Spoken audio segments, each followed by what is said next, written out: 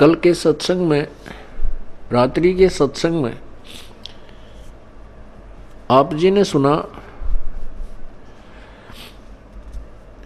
कि एक बहन जिसका नाम चंद्र प्रभा था, पुण्यात्माओं कल गलती से ये दास चंद्र प्रभा की स्थान पर शशि प्रभा बोल गया।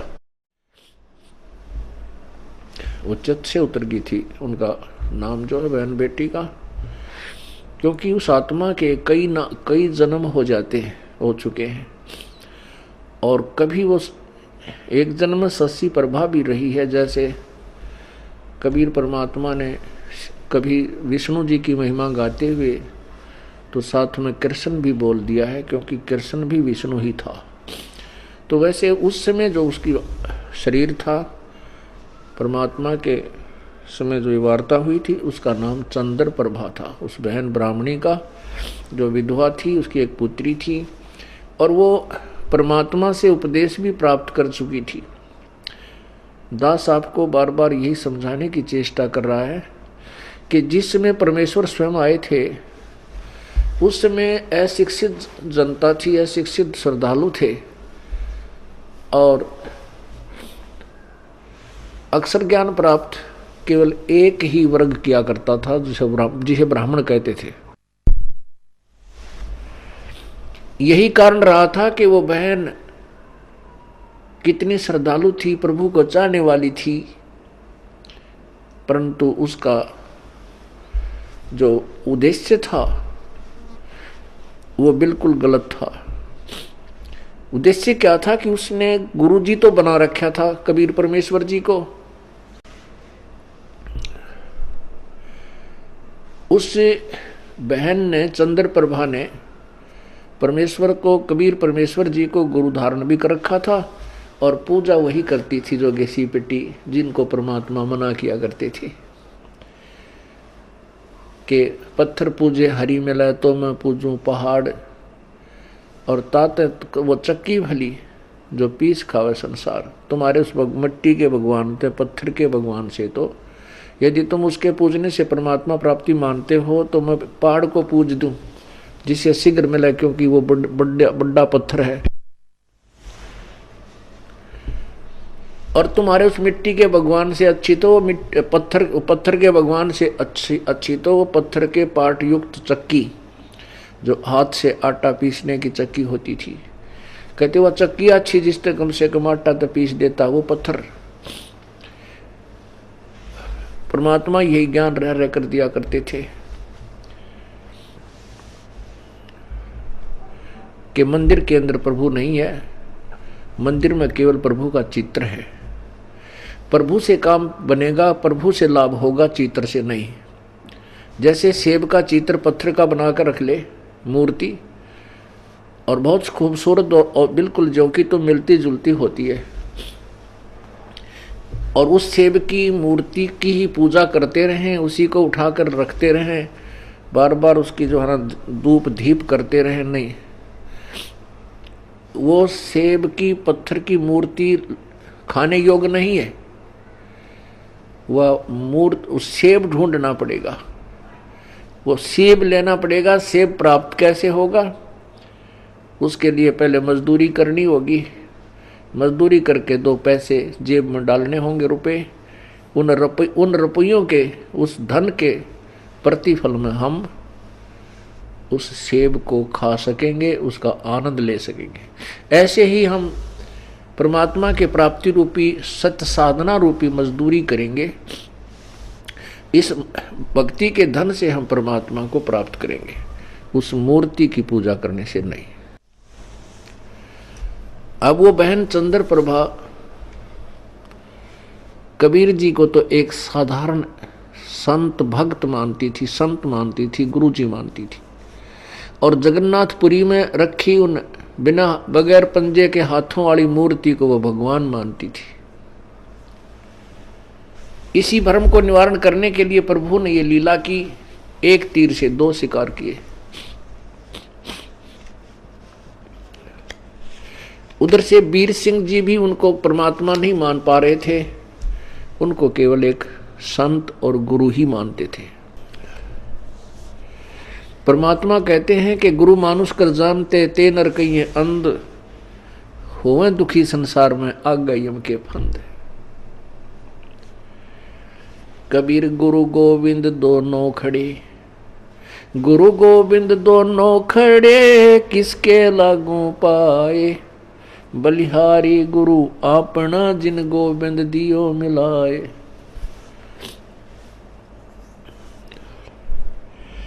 कबीर हरि के रूठता, गुरु की शरण में जावे, कहें कबीर गुरु रूठ गए तो हरि ना होत सहाय।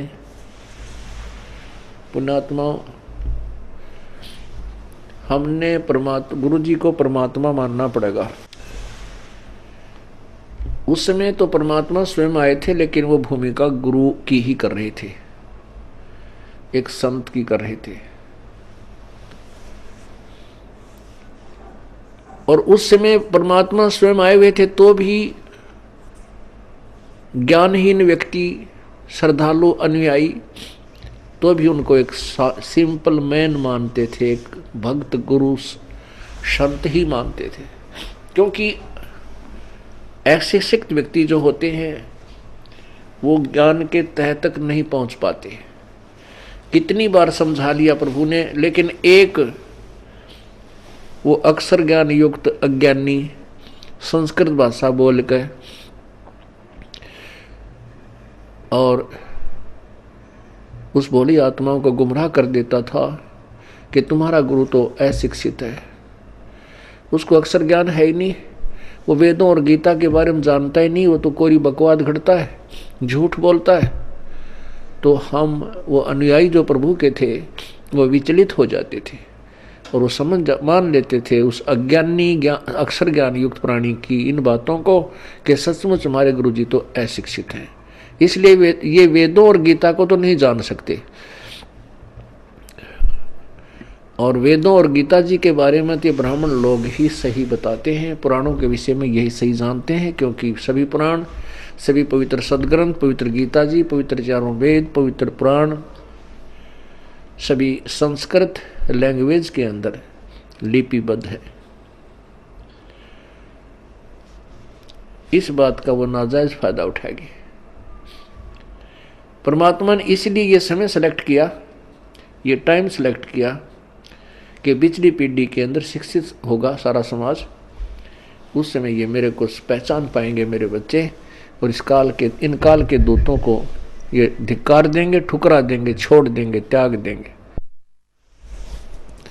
गुरु मानुष कर जानते ते नर कहिए अंध, ओए दुखी संसार में आग यम के फंद। पुण्यात्मा, अज्ञान की इतनी गहरी छाप हमारे ऊपर हो चुकी है कि हम परमात्मा की परिभाषा से अपरिचित हैं। हम परमात्मा को निराकार मानते हैं। ये अज्ञानी संत, ऋषि, महर्षि और गुरुजन परमात्मा को निराकार बताते रहे, जबकि हमारे सब सदग्रंथ और जिन महापुरुषों ने परमात्मा के दर्शन हुए उन्होंने अपनी अमृतवाणी में परमात्मा को साकार बताया है और मनुष्य सदृश बताया है, मनुष्य जैसा। लेकिन उनके शरीर के मटेरियल में और हमारे शरीर के मटेरियल में बहुत अंतर है। परमेश्वर का शरीर तेज पुंज का है, उनके शरीर की शोभा बहुत ही अधिक है। करोड़ सूर्य और करोड़ चंद्रमा की मिली जुली रोशनी भी उनके एक रोमकूप की रोशनी से फीकी है। वो साकार हैं और मनुष्य सदृश हैं। परमात्मा के उस स्वरूप को चरम दृष्टि से नहीं देखा जा सकता, उसको केवल दिव्य दृष्टि से देखा जा सकता है। और परमात्मा जब यहाँ आते हैं अपने उस अत्यधिक तेजों में शरीर के ऊपर एक हल्का ओवरकोट डालकर अपने शरीर के उस वास्तविक तेज को कुछ छुपा करके यहाँ प्रकट होते हैं। सहशरीर आते हैं और सहशरीर चली जाते हैं। उसमें वे एक संत, भक्त, हंस और एक जनसाधारण की भूमिका करते हैं। परमात्मा पाने के लिए गुरु जी, गुरु बनाना अति आवश्यक है। राम कृष्ण से कौन बड़ो, उन्हों भी गुरु कीन, तीन लोक के वे धनी, गुरु अग अधीन। राम कृष्ण बड़तेपुर राजा, तिन गुरु बंद कीन निज काजा। कहते हैं राम कृष्ण से तो तुम किसी को बड़ा नहीं मानते। उन श्री रामचंद्र जी ने और श्री कृष्ण चंद्र जी ने भी गुरु बनाए और वो तीन लोक के मालिक भी गुरु जी के समक्ष नतमस्तक रहे, एक गुरु मर्यादा में रहे। श्री रामचंद्र जी ने वशिष्ठ जी को गुरु बनाया और श्री कृष्ण चंद्र जी ने दुर्वासा जी को आध्यात्मिक गुरु बनाया। श्री कृष्ण जी के संदीपनी जो थे वो अक्षर ज्ञान के गुरु थे, उन्होंने उनको अक्षर ज्ञान सिखाया था। गुरु मानुष कर जानते, अब ये तो सिद्ध हुआ कि गुरु का होना अति आवश्यक है। आध्यात्मिक अपने इस ज्ञान, आध्यात्मिक मार्ग को, आध्यात्मिक क्रियाओं को सफल करने के लिए, परमात्मा प्राप्ति के लिए गुरु जी का होना अति आवश्यक है। अब गुरु जी के प्रति हमारा कैसा व्यवहार बर्ताव हो। गुरु गोविंद कर जानियो, रहिए शब्द समाये, मिले तो दंडवत बंदगी, नहीं पल पल ध्यान लगावे। कहते हैं परमात्मा स्वयं संकेत कर रहे हैं कि गुरु गोविंद कर जानियो, गुरु जी को भगवान मानकर चलना और उनकी आज्ञा का पालन करना, उनके द्वारा दिए गए मंत्र का खूब डट के साधना करना, भजन करना श्रद्धा से। और जब भी आपको मिले दंडोत प्रणाम कीजिए। यदि आपसे दूर हैं तो पल पल उन्हीं का ध्यान कीजिए।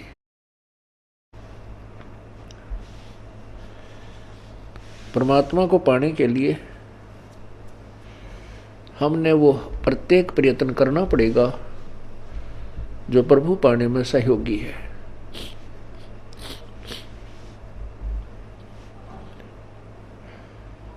जैसे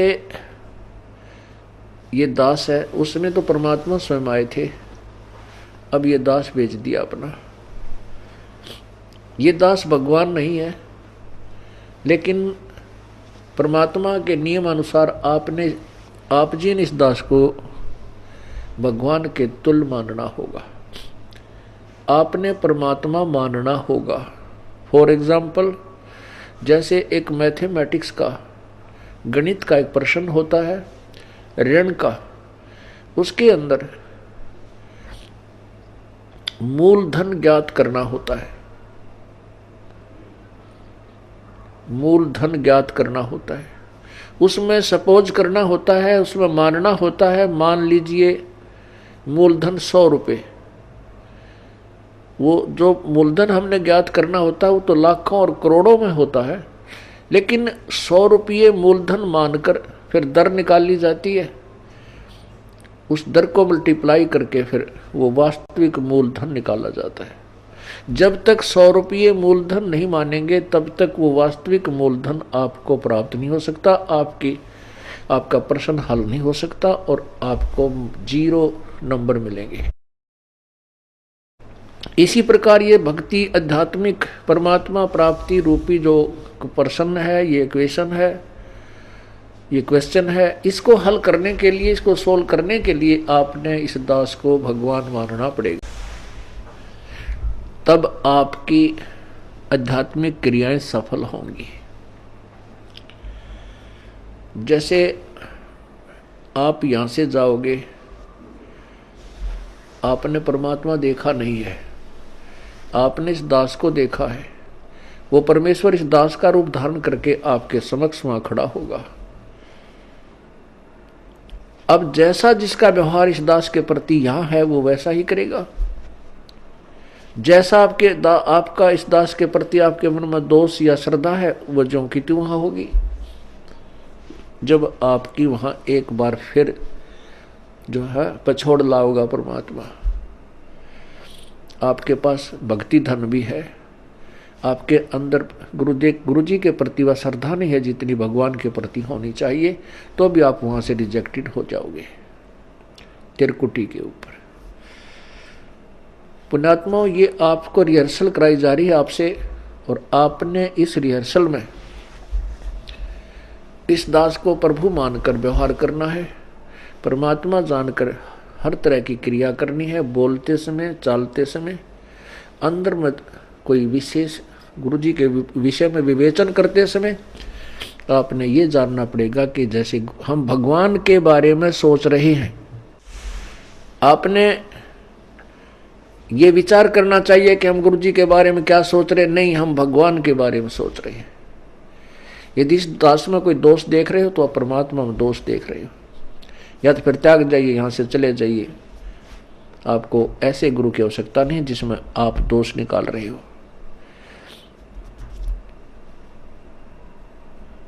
हम इसी प्रकार परमात्मा को प्राप्त कर सकते हैं। गुरु मानुष कर जानते ते नर कहिए अंधे, ओवे दुखी संसार में आग काल के फंद। गुरु जी के प्रति आपकी कैसी श्रद्धा हो।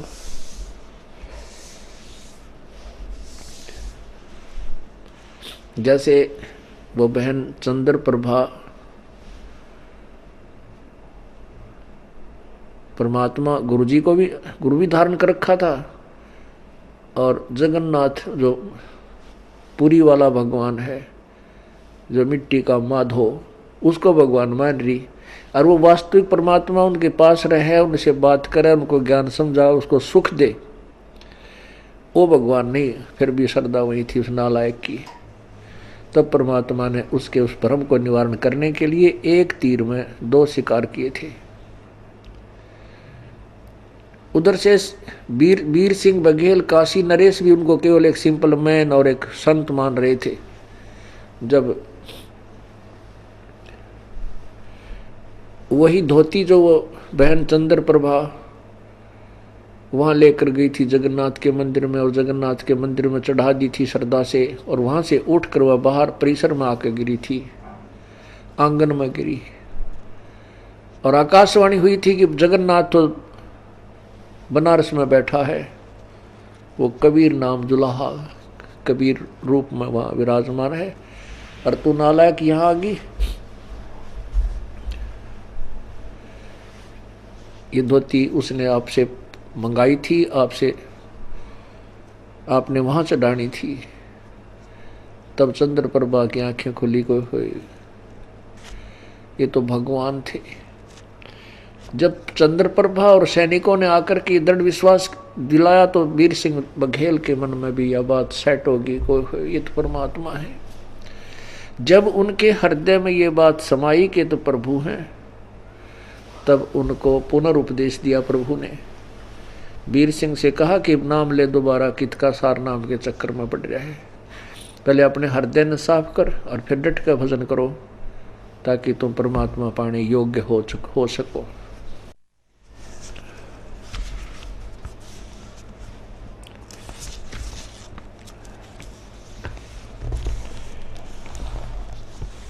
गुरु जी के प्रति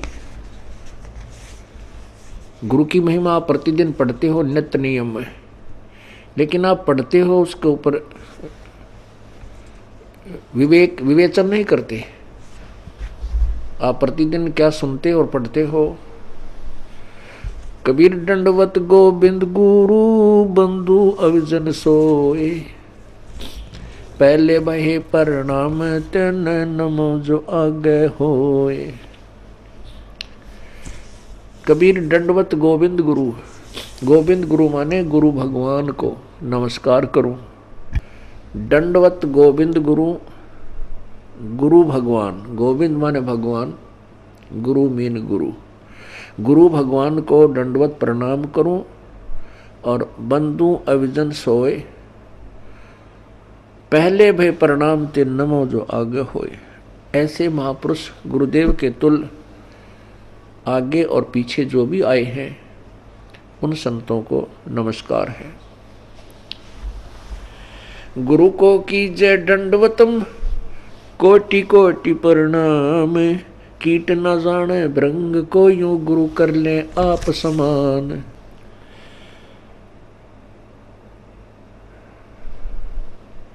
गुरु गोविंद कर जानियो, रहियो शब्द समाए, मिले तो दंडवत बंदगी, नहीं पल पल ध्यान लगावे। अपने गुरुदेव के प्रति परमात्मा तुल्य श्रद्धा बनाओगे तभी आप परमात्मा के चरणों में परमात्मा को प्राप्त कर सकोगे।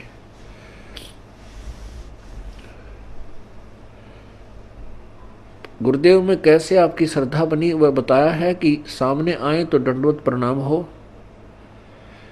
और नहीं तो फिर उन्हीं का ध्यान, उन्हीं के द्वारा दिए गए मंत्र पर विवेचन, उसका सिमरन, और रह कर आपके हृदय ये आत्मा ये पुकार करेगी, तड़फेगी को हो ऐसा निर्मल ज्ञान है भगवान कहाँ थे, अगर गुरु जी ना मिलते तो हमारी क्या दुर्गति होती। इस तरह की विवेचन जो करना है ये भी गुरुदेव का ध्यान है।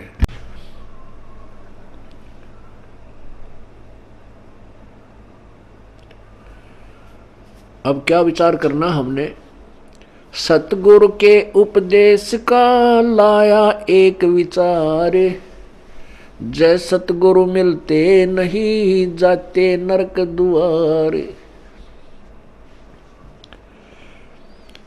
सतगुरु का अर्थ होता है तत्वदर्शी संत, यथार्थ ज्ञान प्रकाशक। जो सच्चा ज्ञान देने वाला है वो सतगुरु होता है। सतगुरु के उपदेश का लाया एक विचार, जय सतगुरु मिलते नहीं जाते नरक दुआर।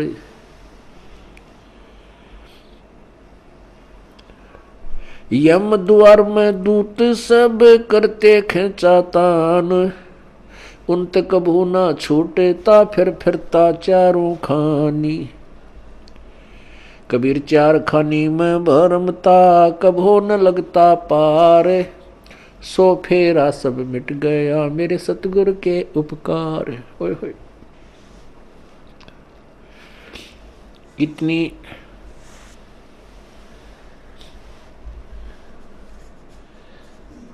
हृदय विदारक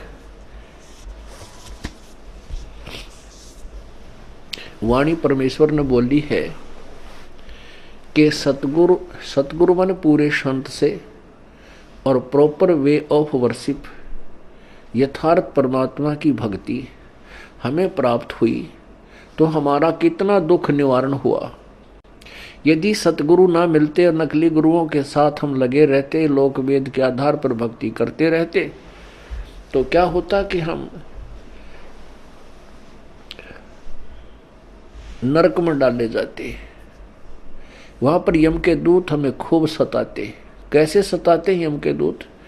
जैसे किसी को कोड लगा हुआ हो और उसको फिर ये किसी के जख्म हो गए हों, फुंसी हो जाए, उनमें मवाद हो, ये मक्खियां कितना परेशान किया करती हैं। ऐसे यम के दूत नरक के अंदर इन प्राणियों को परेशान करते हैं।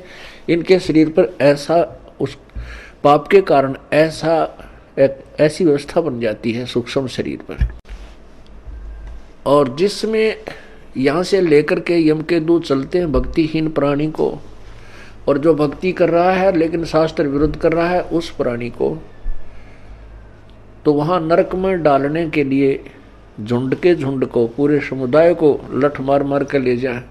जैसे किसी पशु को फाटक में रोकते हैं और वो उसमें जाने से आनाकानी करता है, वापस भागता है, तो उस पशु को लठ मार मार कर और फाटक में बंद कर देते।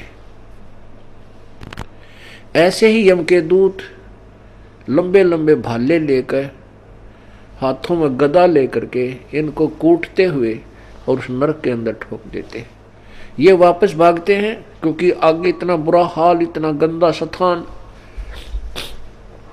और जो पहले के प्राणी वहां डाल रखे हैं वो बुरी तरह चिल्ला रहे होते हैं। अब उनको देख करके ये वापस भागने की चेष्टा करते हैं और पीछे तो फिर वो यम के दूत कुटे। वहां उनकी जो रिहर्सल होती है वह खेचा ताण, उस खेचा ताण की बिरान माटी, वो दुख, और फिर नरक के अंदर कष्ट। उसके बाद क्या होता कि 84 लाख योनियों में कभी कुत्ते बनते, कभी गधे बनते, सुअर बनते, गंदी नाली के कीड़े बनते। वो सब सारा का सारा कष्ट परमेश्वर के इस सत्य नाम से, पूरे संत के ज्ञान से और उनके द्वारा बताई गई भक्ति विधि से सब आप बाईपास निकल गए। न नरक में जाना पड़ेगा, न काल की तपस्या पर आपको जाना पड़ेगा, और न ही 84 लाख योनियों में आपको जाना पड़ेगा। पुण्यात्माओं, आप तो बालक हो, क्योंकि भक्ति मार्ग का ज्ञान कभी हमने सुना नहीं। केवल जैसा भी परंपरागत हमारे जिस भी धर्म में हम जन्मे हैं उन्हीं लोक वेद को हम अंतिम भक्ति का ज्ञान, आध्यात्मिक ज्ञान मानकर उसी पर आश्रित थे। वो तो कैखा भी नहीं थी भक्ति का, आध्यात्मिक ज्ञान का वो कैखा भी नहीं प्राप्त था हमारे को। अब ये विस्तार से एक पूर्ण इतिहास आपके समक्ष प्रभु दत्त पेश किया जा रहा है।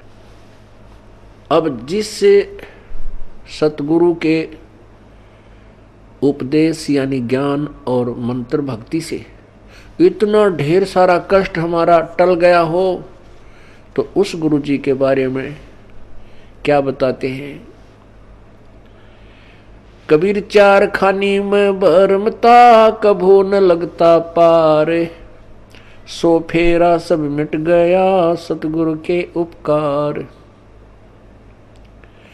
7 समुद्र की मसी करूं, लेखनी करूं बन राय, धरती का कागज करूं, गुरु गुण लिखा न जाए। क्या बताते हैं परमात्मा, अपनी महिमा आप ही सुनाते हैं कि ऐसे परम संत कि क्या महिमा करो। यदि मैं पूरी पृथ्वी का कागज बनाऊं और 7 समुद्रों की इंक बना लूं, एक पेड़ में एक वृक्ष की कितनी कलम बन जाएंगी, बिना गिनती की। और फिर कहते पूरे समुद्र के सारे समुद्रों की इंक बना के और धरती के जितना लंबा कागज लेकर जाए लिखन लिखूं। तो ऐसे सतगुरु की महिमा, उनके गुण का मैं गुणगान नहीं कर सकता, नहीं लिख सकता। वो थोड़ा पड़ जावे, 7 समंदर भी खत्म हो जाए, वो कलम भी घिसने और कागज भी छोटा पड़ जावे, तो भी पर उस ऐसे संत की महिमा शेष रह जावे। कबीर बलिहारी गुरु आपना, घड़ी घड़ी 100 बार, मानुष से देवता किया करत न लागी बार। कबीर गुरु को मानुष जो गेण, और चरणामृत को पान, ते नर नरक में जावेंगे जन्म जन्म हों समान।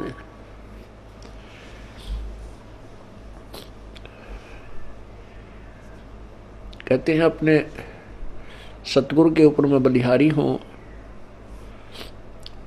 घड़ी घड़ी 100 बार उनके द्वारा दिए गए ये अनमोल ज्ञान रह रहकर उमंग के साथ याद किया जाता है, और ऐसे संत के प्रति एक विशेष श्रद्धा बनती चली जाती है। बलिहारी गुरु आपना, घड़ी घड़ी 100 बार, मानुष से देवता किया करत न लाई वार। हम मनुष्य का शरीर अवश्य रखते थे, लेकिन कर्म मनुष्य के हमारे नहीं थे। मनुष्य के कर्म अब प्रारंभ हुए हैं, बुराइयों से दूर होना और परमात्मा का यथार्थ भक्ति मार्ग ग्रहण करना। किसी को लूटना नहीं, चोरी नहीं करना, मिलावट नहीं करना, रिश्वत नहीं लेना, किसी की आत्मा नहीं दुखाना, क्योंकि आत्मा हम वैसे नहीं दुखाने से बंद हो सकते। हम मिलावट करने से या रिश्वत लेना वैसे नहीं छोड़ सकते जब तक हमें इसके होने वाले दुष्प्रभाव का ज्ञान ना हो। जैसे विष से हम क्यों डरते हैं? क्योंकि उससे होने वाले दुष्प्रभाव से हम पूर्ण परिचित हैं। और नादान बालक उसी बोतल में जिसमें विष रखा हो मुंह का लगा कर पी ले और जान मृत्यु को प्राप्त हो जाए, जान से हाथ धो बैठे। ऐसे ही जो बुराइयां करते हैं वो अपना जीवन बर्बाद कर रहे हैं।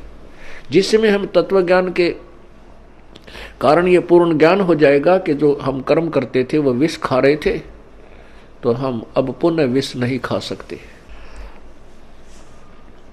इसलिए परमात्मा अपनी महिमा भी बताते हैं कि गुरु मानुष से देवता किया और करत न लागी बार।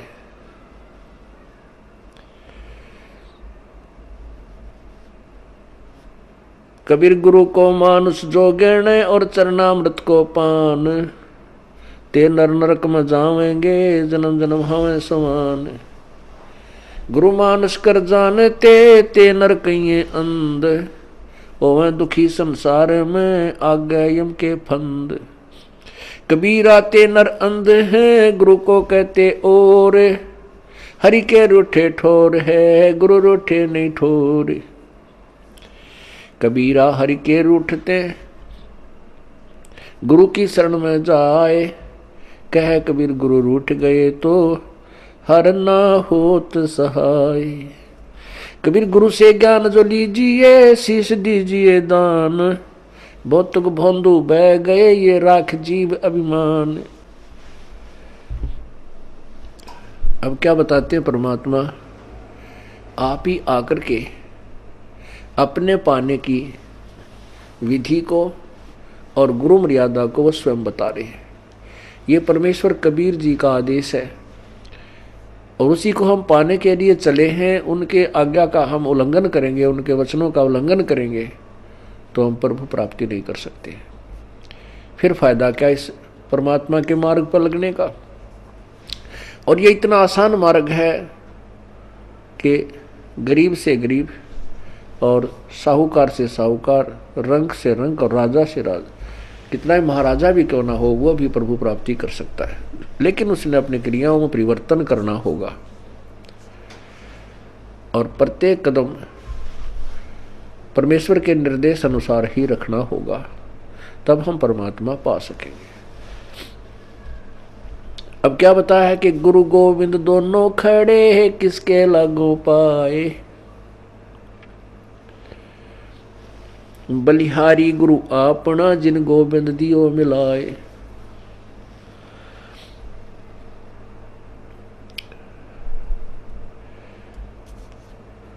कबीर गुरु के रूठ त्या हरि की, कबीर हरि के रूठ त्या गुरु की शरण में जावे, कहे कबीर गुरु रूठ गए तो हर ना होत सहाय।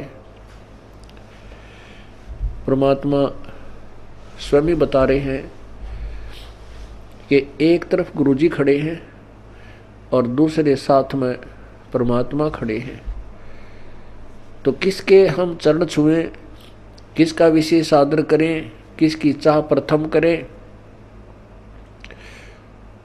आप ही उत्तर दे रहे हैं कि बलिहारी गुरु आपना जिन गोविंद दियो मिलाए।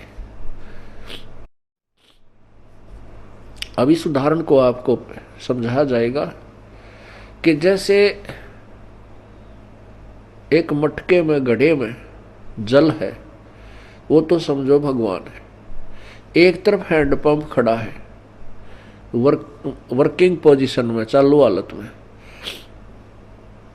एक तरफ तो हैंडपंप यानी नल है, एक तरफ एक मटके में घड़े में जल है।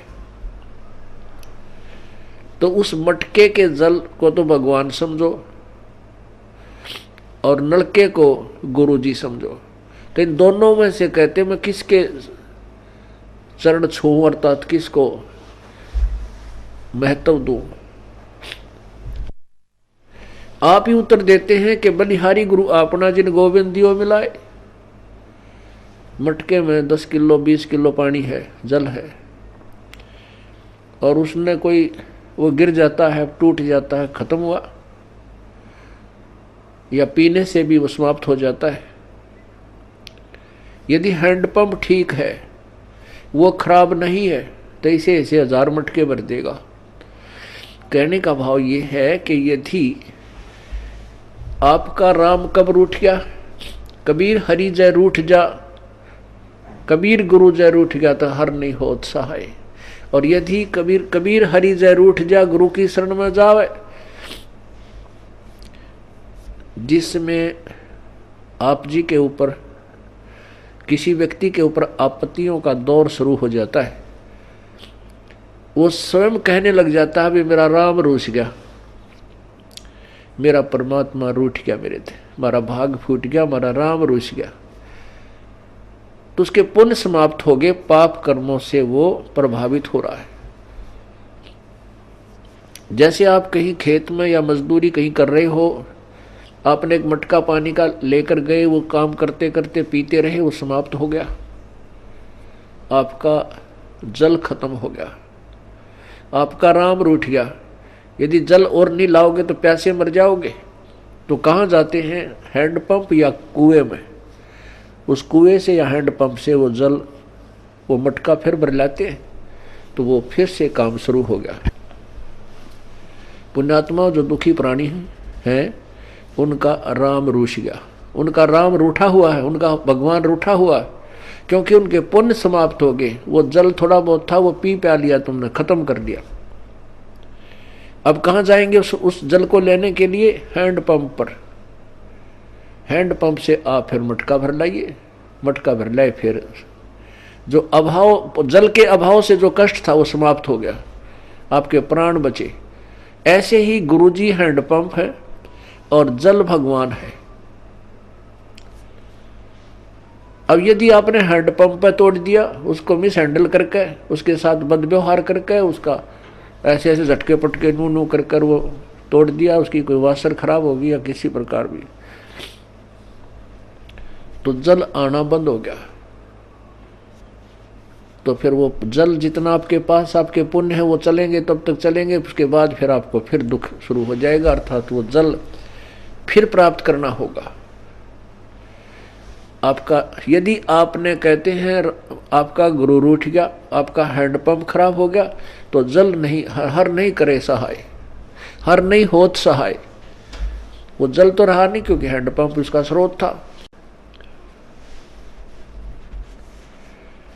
कबीर हरि के रूठते गुरु की शरण में जाए, कहे कबीर गुरु रूठेगे तो हर ना होत सहाय। परमात्मा आगे क्या बता रहे हैं? गुरु से ज्ञान जो लीजिए, शीश दीजिए दान।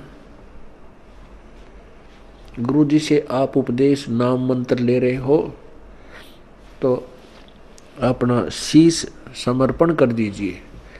शीश से सौंप देने का तात्पर्य है कि गुरु जी के प्रत्येक आज्ञा का पालन कीजिए। भौतक भोंदू बह गए भाई, राख जीव अभिमान। होय होय, भौतक भोंदू बह गए अपने मन में अभिमान बना के गुरु जी के समक्ष, तो वो जीव पार नहीं हो सकते।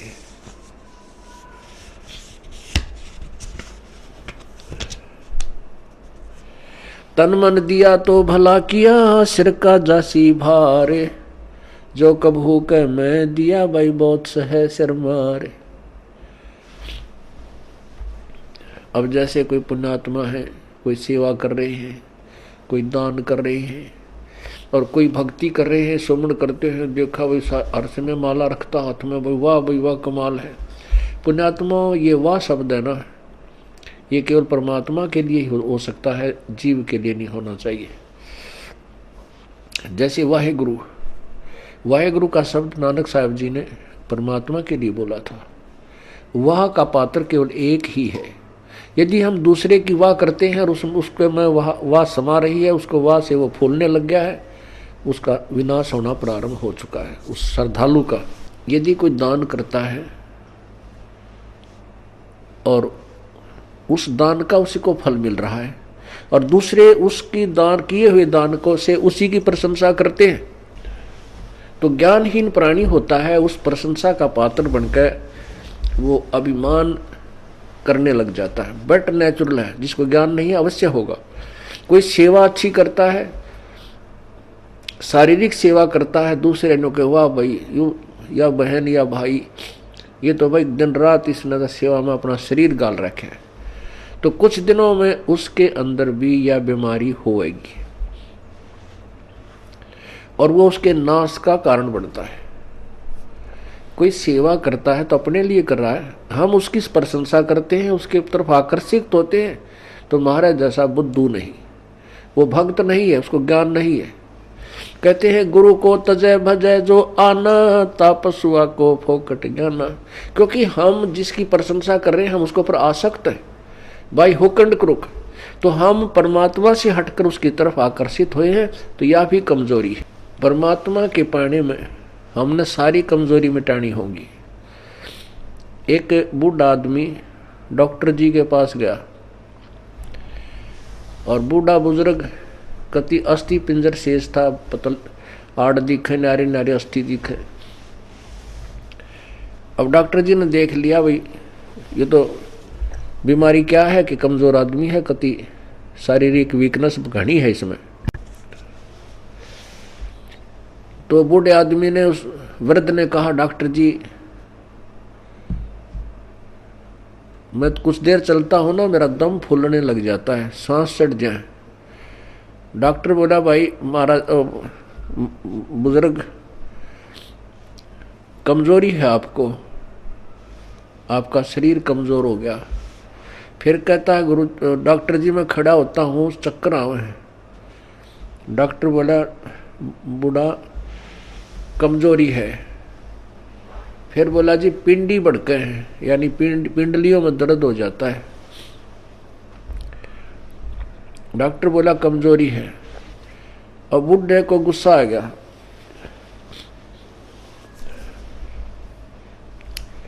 और बूढ़ा बोला तू डॉक्टर है गम चक्कर, एक के बाद जाना है कमजोरी है कमजोरी है, कि मैं और भी जाना है और भी बताओगा।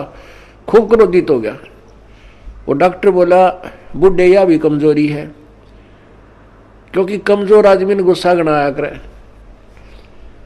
तो पुण्यात्माओं ये हमारे अंदर जो कमजोरियां हैं ये हमने सारी हटानी पड़ेंगी, तब हम परमात्मा पा सकते हैं। ना तो ठीक है जी आप कर रहे हो ऐसा फल मिल जाएगा, और आने वाले जन्मों में आप राजा बन सकते हो, देव बन सकते हो, महादेव बन सकते हो, ब्रह्मा विष्णु महेश बन सकते हो, क्योंकि आपके अंदर इतनी कमाई बन जाएगी।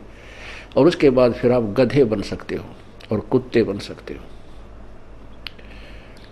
तो हमने या जन्म मरण का दीर्घ रोगी कटवाना पड़ेगा।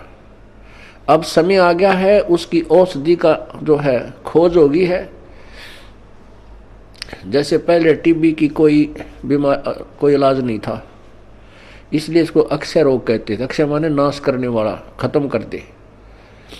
अब टीबी कोई विशेष रोग नहीं रहा अगर समय पर उपचार करा लिया जाए तो इसी प्रकार अब इस जन्म मृत्यु रूपी अक्षय रोग की अब औषधि प्राप्त होगी हमें।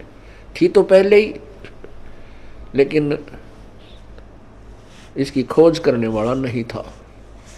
अब परमात्मा ने मेरे बख्शिश दास के ऊपर अपनी वो अनमोल जड़ी सरजीवन बूटी दे दी, इस सार नाम रूपी, और वो उससे ये जन्म मरण रूपी दीर्घ रोग आपका कटेगा।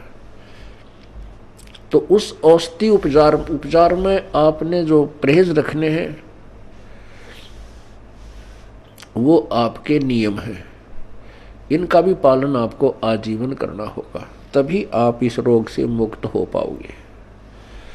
अब जैसे हम एक दूसरे पर आसक्त होते हैं, जो बड़ा अच्छा पाठ पढ़ता है, इसकी बड़ी अच्छी प्यारी बोली है, अरे पाठ भगवान की वाणी है, परमात्मा ने वाणी लिखी है, और वही वाणी आपको पढ़ के सुना दे और या कोई गा के सुना दे, मीठी आवाज में सुना दे, बाकी आवाज में सुना दे, उस पर अमल हो।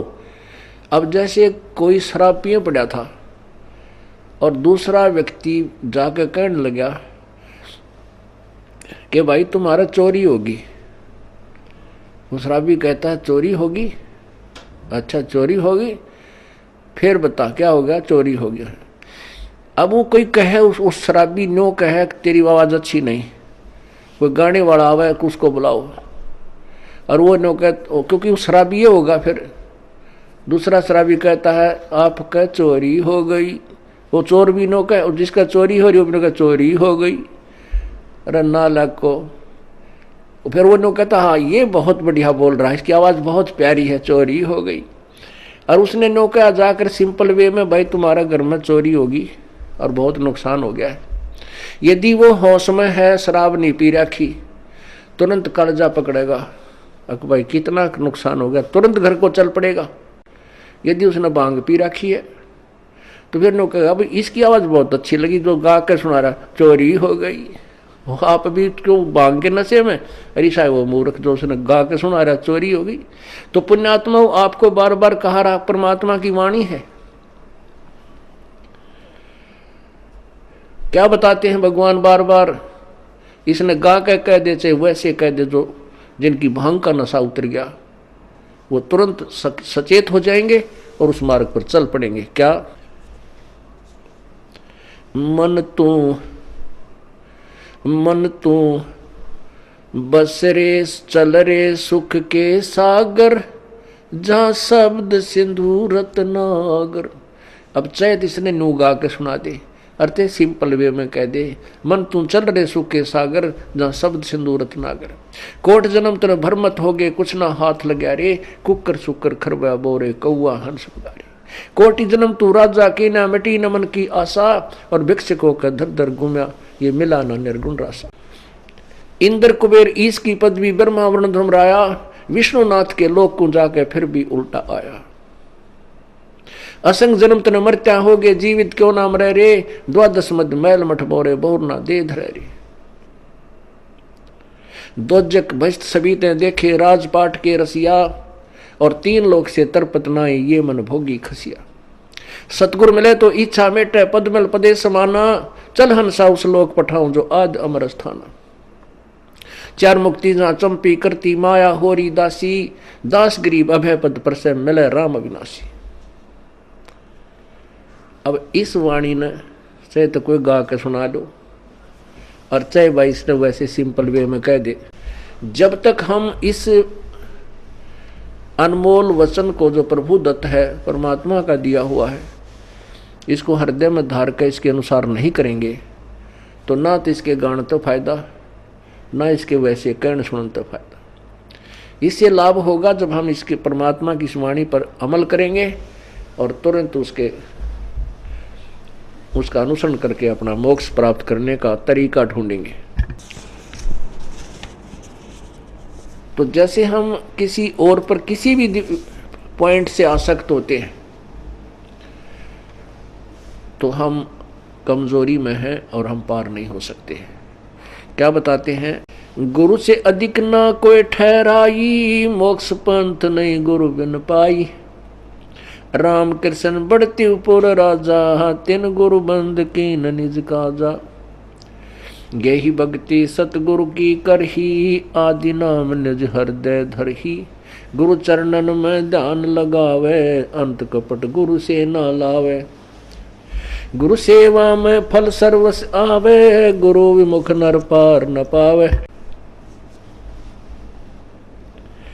गुरु सेवा में फल सर्वस आवे, गुरु विमुख नर पार न पावे। गुरु वचन निश्चय कर माने, पूरे गुरु की सेवा ठाने। गुरु जी का आदेश अवश्य माने और गुरु भी पूरा हो, पूरे गुरु की पूजा करे, पूरे गुरु के आधार से साधना करे। गुरु की शरणा लीजय भाई, तात जीव नरक नहीं जाई। गुरु कृपा कटे यम फांसी, विलम न हो मिले अविनाशी। गुरु बिन काहू न पाया ज्ञान, जो थोथा बोछड़े मूड किसाना। तीर्थ व्रत और सब पूजा, गुरु बिन दाता और न दूजा। नौ नाथ 84 सिद्धा, गुरु के चरण सेवै गोविंदा। गुरु बिन प्रेत जन्म सब पावे, वर्ष सहस्र गर्भ सुरहावे। गुरु बिन दान पुण्य जो करही, मिथ्या होवे कबू ना फल ही। गुरु बिन भरम न छूटे भाई, ही कोट उपाय करो चतुराई। गुरु के मिले कटे दुख पापा, जन्म जन्म के मिटे संतापा। गुरु के चरण सदा चित दीजय, जीवन जन्म सफल कर लीजय। गुरु भगता मम आत्म होई, वाके हृदय रहूं समोई। अब भगवान क्या बताते हैं दूसरा तरीका, कि जो गुरु का भक्त है, मेरे उस संत का भक्त है, अनुयायी है, श्रद्धालु है, सच्चे दिल से साधना कर रहा है, प्रत्येक आज्ञा का पालन करता है, तो कहते हैं उस मेरे भेजे गए हंस संत के का जो भक्त है वो मेरी आत्मा है, वो मेरा सच्चा यानी प्यारी आत्मा है, और उसके हृदय में मैं समाया रहता हूँ। आप जी के हृदय में जब तक परमात्मा है, कब तक है? जब तक आप इस दास को भगवान की दृष्टि में देखते हो, तब तक आपके हृदय में प्रभु है। और जब आपके मन में कोई दोष उत्पन्न होने लग जाता है तो काल प्रवेश कर जाता है, प्रभु हट जाता है। क्या कहते हैं भगवान? गुरु भक्ता मम आत्म होई, वाके हृदय रहूं समोई। गुरु का भक्त मेरी आत्मा हो है, और उसके हृदय में मैं समाया रहता हूँ, अर्थात मेरी ही उपस्थिति बनी रहती है। और जब तक भगवान की उपस्थिति है तो आपकी श्रद्धा भगवान गुरुदेव के प्रति और भक्ति के प्रति एक पूरी निष्ठा बनी रहती है। जो ही आपके हृदय में कोई दोष आता है प्रभु गुरु जी के प्रति, चाहे किसी प्रकार से, चाहे प्रत्यक्ष या अप्रत्यक्ष, परमात्मा आपसे दूर हो जाता है। ऑटोमेटिक सिस्टम है। तो उसमें आपके विचारों में परिवर्तन, ये दास पहले आपको आज जो पुण्यात्मा, जब तक आपके हृदय में परमात्मा समाये हैं तब तक ये दास आपको क्या दिखता है ये तो आपको मालूम है, दास नहीं कहना चाहता। और जब आपके हृदय में काल समा जाएगा ये दास आपको दुष्ट दिखाई देगा। दास वही है, पहले भी वही था और बाद में भी वही है, और आगे भी ऐसा ही रहेगा। आपने अपना ही शीशा, जैसे हम दर्पण में मुंह देखते हैं, फेस देखते हैं शीशे में, अगर वो शीशा खराब है तीसरा बूंदा मुंह दिखाओगा, बांगा बांगा। कई बार ना कोई कार खड़ी हो और उसके पास से निकला तो अपना शरीर उस कार के शीशे में नू दिखा, इतना बड़ा पेट सार ठगना है नूथ, ईसा बूंदा देखने भी जी ना करे। तो ऐसे ही जैसे कोई शीशा खराब है उसमें मुंह देखे सा बूंदा दिखे, कोई मोटा मोटा कति मर रहा टेढ़ा मेढ़ा, और बढ़िया दर्पण है तो जो का तू दिखाता है।